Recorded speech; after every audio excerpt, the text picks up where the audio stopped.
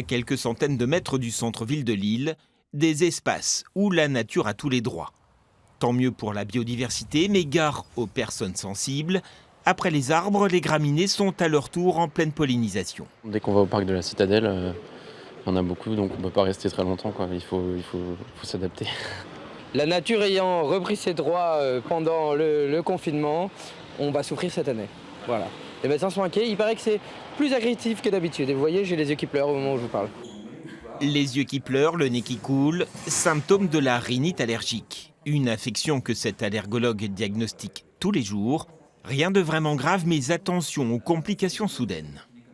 Autant les gens peuvent être tranquilles au niveau respiratoire, simplement gênés au niveau du nez, des yeux, comme on a l'habitude de le constater avec les pollens. Mais quand ils vont faire un effort dans un contexte où il y a beaucoup de pollen, là par contre, ça peut être plus dangereux. Et on a des gens qui ont des crises d'asthme de façon un peu brutale. Et chez les personnes qui n'en ont pas l'habitude, qui ne savent pas non plus toujours reconnaître les signes.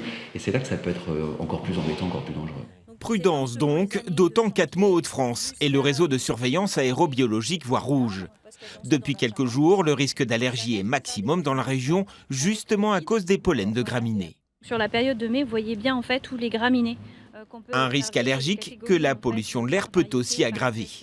La qualité de l'air en ce moment est plutôt bonne, aussi en lien avec la météo qui est moins anticyclonique. On sait néanmoins que la pollution de l'air peut aussi avoir un impact sur les pollens, puisque les polluants dans l'air vont fragiliser le pollen qui va libérer plus facilement sa protéine allergisante. La pluie vient d'apporter un peu de répit aux allergiques, mais dès le retour du soleil, les pollens s'envoleront de nouveau, au moins jusque fin juillet.